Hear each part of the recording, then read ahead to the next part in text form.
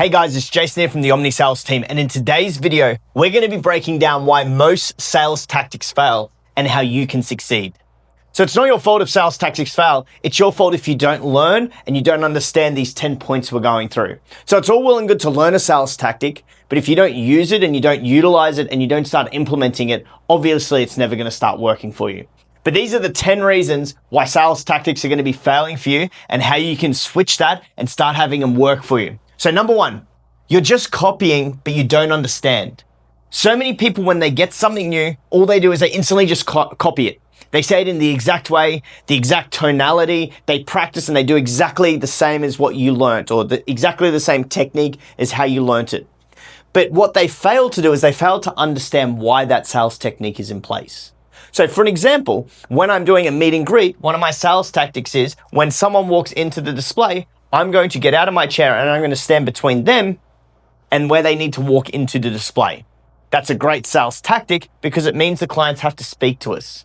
But if your thought is you just need to get out of your chair, because the point of it is you need to get out of your chair, if you think the sales tactic is just get out of my chair and walk somewhere, and you walk and you stand next to them, obviously they're just going to keep walking past you. So many salespeople, when they're learning sales techniques or tactics, they just copy, but they don't understand why. So if you're learning a sales tactic, if someone's teaching you directly, ask them questions if you don't understand, or ask them why that sales tactic is there. They might just go, just try it, trust me, it'll work. Okay, well then try it, but they should be able to give you some sort of understanding of why they use that particular sales tactic. So instead of just copying blindly or following like the blind man, actually understand why that sales tactic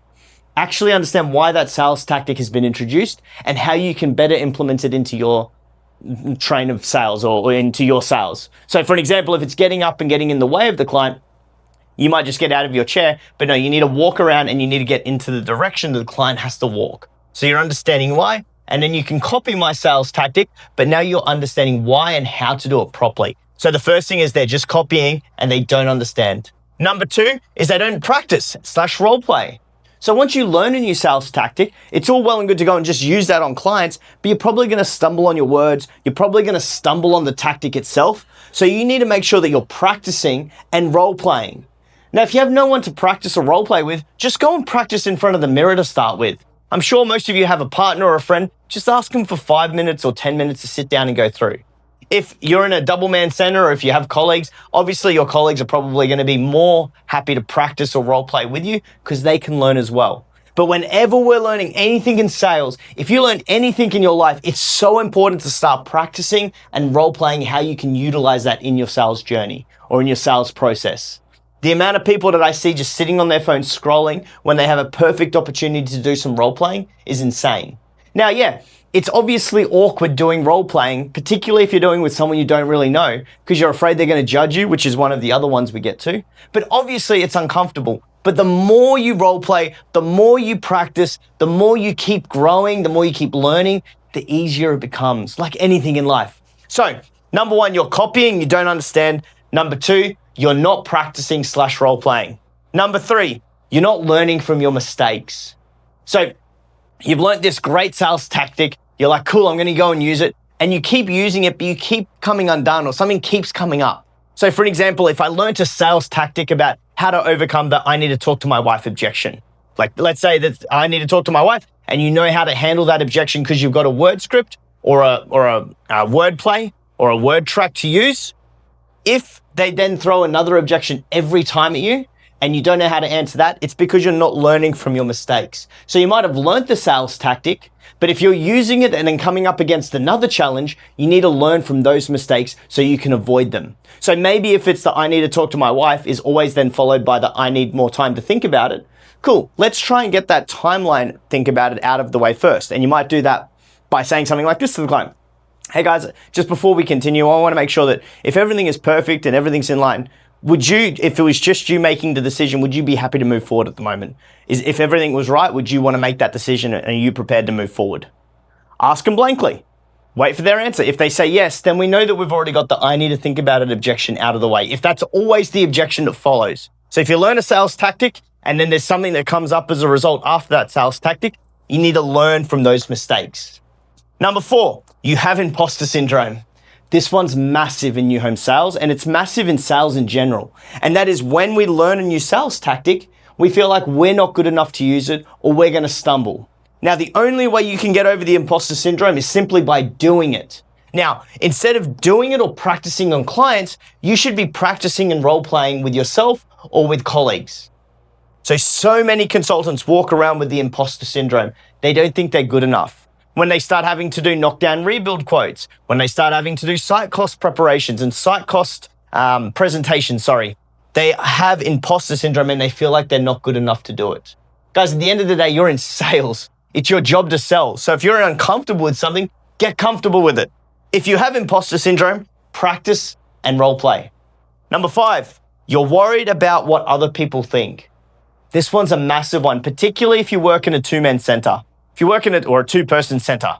If you work in a two-person center, a lot of consultants, particularly the newer one, are worried about what the other colleague is going to think about them. Guys, if that's you, just hands down right now, if that's you, then understand that that other colleague or your colleague had to go through the learning process as well and made those mistakes. So everybody makes mistakes. Everybody's going to screw up and fail somewhere. You can't be worried about what other people think. You can't be worried about what your colleague thinks. All that you need to be worried about is how you believe about yourself, your company, and your product. So your belief is the only thing that should matter. If you don't believe what you're saying, then no one else is going to believe you. But if you believe what you're saying, then it doesn't matter what other people think, because then you can overcome that. So if you believe what you think, then it doesn't matter what other people think, because they're not helping you make the sale. So if you're constantly worried about what your colleague's thinking, get rid of that and start utilizing those sales techniques. Start practicing and role-playing in private and then start using them on clients. What you tend to find when you're worried about what your colleagues think is when something works, you'll start to see your colleague copy that because they're like, oh man, that's a really cool track. So understand that it does not matter what other people think. If they come to you and tell you you're stupid or you're bad dude, don't worry about that. Just keep practicing and you're going to get better. So you can't be worried about what other people think. Number 6, you're afraid to fail. This one is massive in sales. Obviously, most people in sales have some sort of ego. That's why you got into sales. You're genuinely quite a competitive person. That's why you got into sales. And therefore, you can quite often be afraid to fail. Guys, understand that when we're learning new sales tactics, or when we're learning new something at all, when we're learning something new anytime, or when we're learning something new, you're going to make mistakes and you're going to fail. But you can't be afraid to fail. If you fail, just like point 3, you're not learning from your mistakes. If you fail and then fail again and fail again and fail again on the same issue or the same tactic, then shame on you. You should have learned how to deal with that. But you need to fail so you know that's not the right thing to do next time. Like every time you fail is actually great because it knocks out or it eliminates something you should do in the future. So you should never be afraid to fail. Always be willing to fail because then you'll be able to get ahead quicker. Now, the best place to fail is in practice and role-playing. The more you can fail here, the more you can get that crap out, the better it's going to be for you. The way I like people to think about it is think about an actor. If an actor just got on stage and just started reading their lines on stage, or let's say they read through their lines once and put it in their pocket and then they had to present that to you in theater, you would think that person's trash because they would keep falling over their words. They wouldn't know what to do. They would feel awkward on stage, obviously because they didn't practice or role play. So you can't be afraid to fail. If you fail during role play, fail during practice, once you get all of those jitterbugs out of you, once you get all of that crap out of you, you're going to sell at a much higher rate. So don't be afraid to fail. Number 7, you're not surrounding yourself with others that want to grow.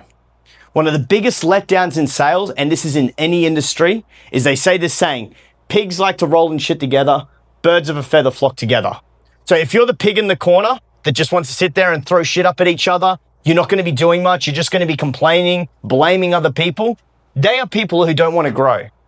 If there's a problem, one of the things that winners do is they want to find a solution and they want to grow. So when we're learning new sales tactics, if we're not practicing and role playing, if we're too afraid to make mistakes, and we're not surrounding ourselves with other people who want to grow, then you're naturally just going to keep falling off that horse. So if you're currently surrounding yourself with people you don't want to grow with, or that don't want to grow, get them out of your corner and go and find other people.